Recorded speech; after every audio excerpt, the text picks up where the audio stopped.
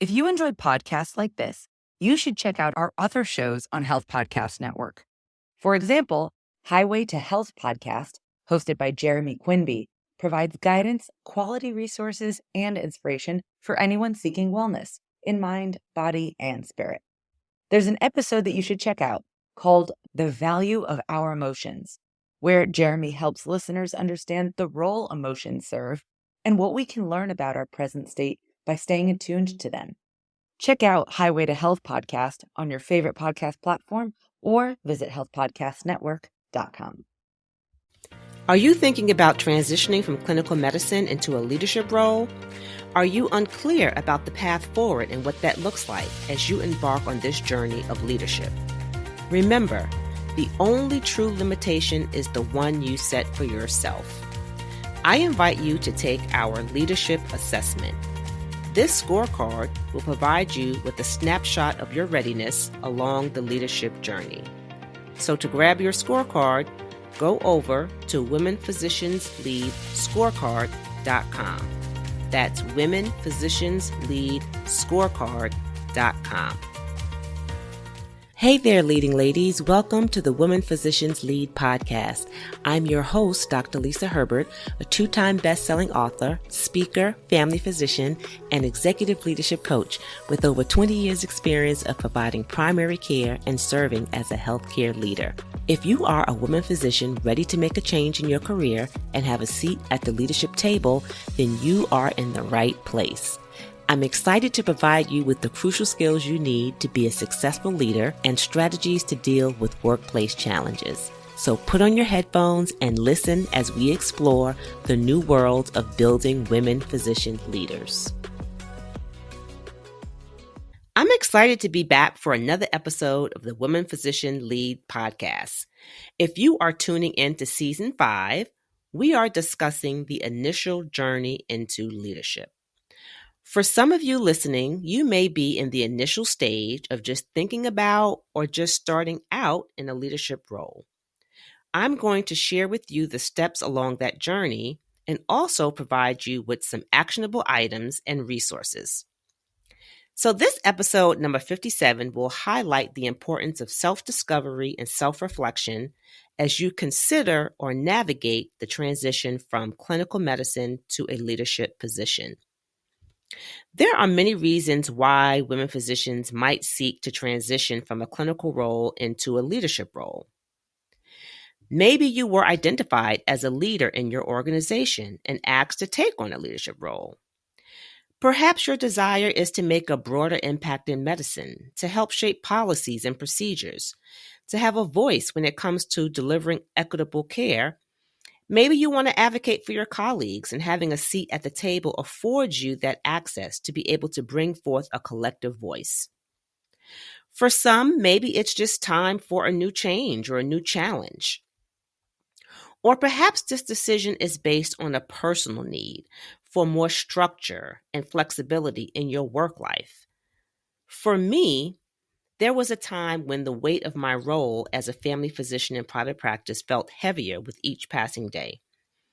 Despite my passion for healing, for problem solving, for the connection that I made with patients and families, the long hours, the administrative pressures, and the emotional toll of patient care began to dampen my spirit. I was burning out, but I didn't even recognize the signs. It was then that I made the bold decision to step out of clinical medicine and into a leadership role, seeking a path where I could make a broader impact, but where I needed more structure and flexibility in my work life. But also, I wanted to step into something where I could have a voice and make a change and make an impact. The transition, though, was anything but smooth. I leaped forward initially with the help of a coach, but once I landed, I stopped asking for guidance. And what was the result? An SOS call. I needed help. The corporate world was foreign, and although my clinical expertise prepared me for the job, it didn't prepare me for the challenges of navigating non-clinical teams and corporate dynamics. I had the title, but I felt more lost than ever before. Frustration started to become my daily way of being. And after navigating through those difficult times, I couldn't bear the thought of myself facing another day, but I couldn't even bear the thought of colleagues coming behind me facing the same lonely climb that I was experiencing.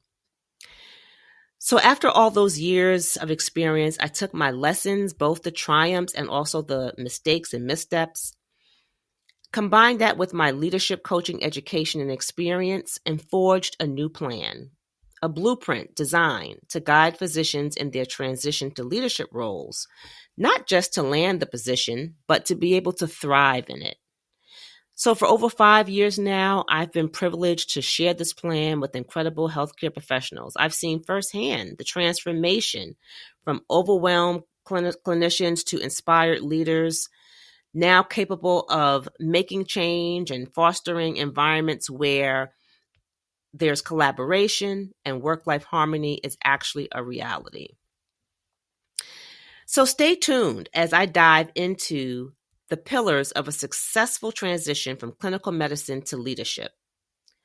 The first thing that I'm talking about today, one of those pillars, is self-reflection. So here's what I know. Starting or changing a career is a major life transition that can significantly impact your identity, your lifestyle, and your overall well-being. We discussed in episode 56 that there is an emotional component that comes to transitioning. So when we look at this transition, it's not just a career shift, but it is a journey that encompasses both personal growth and also this self-reflection. Transitions really prompt us to question our current state and where we wish to go. And this inward reflection can lead to significant personal development. So, what is self-reflection? Self-reflection is the act of being present with yourself and being intentional about focusing inward to look at your own actions, your thoughts, your feelings, and really what motivates you. And in discovering who you are, you uncover some powerful things. You uncover your beliefs and principles. You begin to uncover what you value and what's important to you. You uncover what motivates you. You begin to uncover how you react in certain situations and how people perceive you. And you also start to really think about what your goals are, both short and long term. Self-reflection is really the key. It's probably the first initial key to navigating transition.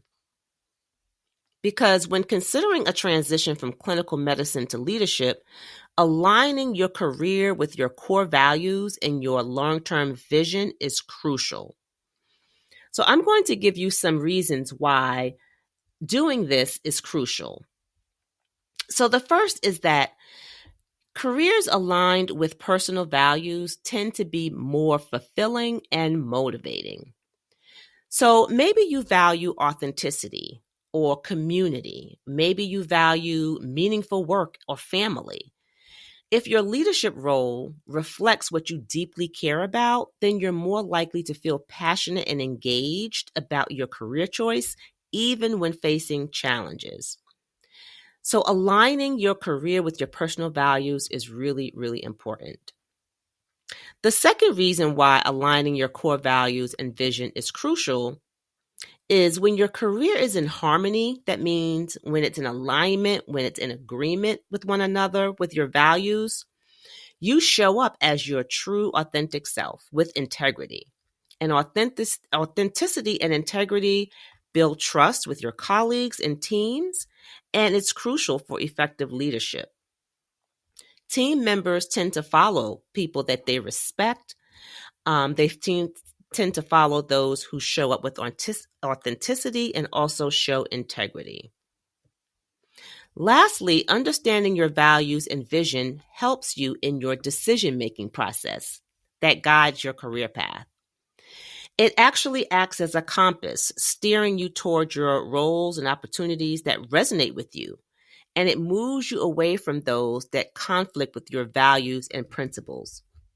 There are many times that I have seen with some of my colleagues and even clients where they didn't really tap into their values. They didn't really understand their values, number one, but then they didn't align those values or their vision with their career choice. And they ended up in a position that they really didn't want to be in because there was a conflict.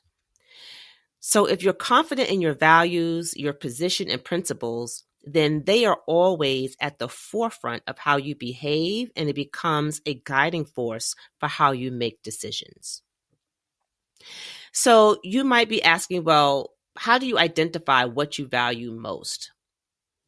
Here are some exercises that you can do. So first is start with reflective questions. So these reflective questions should really begin to prompt you to start thinking deeply about what matters to you. So start to write down the answers to questions like, what moments in your clinical career have been the most rewarding for you and why? When have you felt the most fulfilled professionally? What were you doing? Imagine your ideal workday in a leadership role. What would you be doing? Who would you be interacting with? What impact would you be making? And what legacy do you want to leave behind? Another exercise that you can do is to take a look at a list of values or statements. So grab a list of values, sort them out in order of importance, and try to narrow down the top 5 to 10 core values. I would say probably the top 5. 10 is a lot. So narrow it down to your top 5 values. And then for each value, write down why it's important to you and how it shows up in your life. The third exercise that you can do to clarify your values and your vision is to create a vision board. A vision board can be a powerful visual tool for defining your long-term vision. This can be a physical board, like maybe you actually get a poster board, or it could be a digital collage. And on this board should be a collection of images, quotes, symbols, anything that resonates with you about your desired future state or your desired future in leadership, and also what you would like your personal life to look like. Include elements that reflect the impact that you want to have or the work environment that you wish to create and the balance between your personal and professional life. And then you don't want to just hide this vision board. You want to have it somewhere where you can see it daily to keep your values and goals top of mind. I remember doing this during my transition. It was extremely helpful. And I also created one last year. And I'm going to start actually to do this every year. It's super helpful. It helps me to visualize my future. It's a reminder of where I'm going. And I definitely have it like up in my office so I can visualize that. The other exercise that you can do is write a letter to yourself. Write a letter to your future self. This gives you a chance to be truthful, but also to be vulnerable. So imagine yourself in that leadership role. Describe how you would show up. What values would you say that you would stay true to, and how did that shape your leadership journey? What would you have achieved in this future role, and what impact would you have? What challenges can you foresee maybe overcoming by adhering to your values and your principles? Think about the advice that you would give your past self about the transition. Maybe you say things to your past self like, you got this. You are enough. You are capable. The world is waiting for your gift. So these exercises that I mentioned, the reflective questioning, the sorting out of your values, the vision board, and the letter to your future self, these are all exercises that can deepen your understanding of your core values and your long-term vision and provide a solid foundation for your career transition. Aligning your move into leadership with these personal truths ensures that you will have a satisfying career, but also ensures that you will be able to navigate the challenges of that role as well. As physicians, we have also a lot of skills that transfer over into leadership. So another self-reflective exercise that we can do is to assess our skills and identity gaps. So the first self-reflective exercise dealt with values and sort of what exercises we were going to take on to clarify those values. This second self-reflective exercise is to start assessing your skills and identifying if there are any gaps. So again, as physicians, we have a lot of skills that transfer over into leadership, like being able to work in a high pressure environment, being a self-starter, meeting deadlines. So reflecting on the skills that have served you well in clinical medicine and how they can translate or transfer into effective leadership can be helpful. Begin to assess your strengths and your areas of growth. And there are tools out there like personality tests and strengths tests. There are leadership assessments and emotional intelligence assessments that can provide insight into where you shine, but also what might be a good career fit for you. So don't shy away from getting feedback. This will only make you aware of your blind spots and help you to grow. And as a leader, you have to be able to accept feedback, be flexible, and also open to change. So if you are feeling like there is a need, there is this desire for a change, if you're dreaming of a path where your leadership can redefine healthcare and what it means to you, I'm here to tell you that it's possible and you don't have to walk it alone. So stay tuned on future episodes. Stay tuned into the Women Physicians Lead podcast as I continue to dive into the pillars of a successful transition from clinical medicine to leadership. Thank you for listening today and for allowing me to be a part of your career journey. It's time for physicians to rise up, step out, and stand out, and take back our place in healthcare, to be the respected voice and leaders in our community. Are you ready to take on that charge? Is leadership your calling? Are you ready to change the status quo? Are you ready to shift your talents to leading teams and driving change? If this is you, then I invite you to download the Leadership Assessment Scorecard to see what skills you need to develop to transition from clinical medicine to get your next best leadership role. So grab your Leadership Assessment Scorecard at www.womenphysiciansleadscorecard.com. That's womenphysiciansleadscorecard.com. Take care.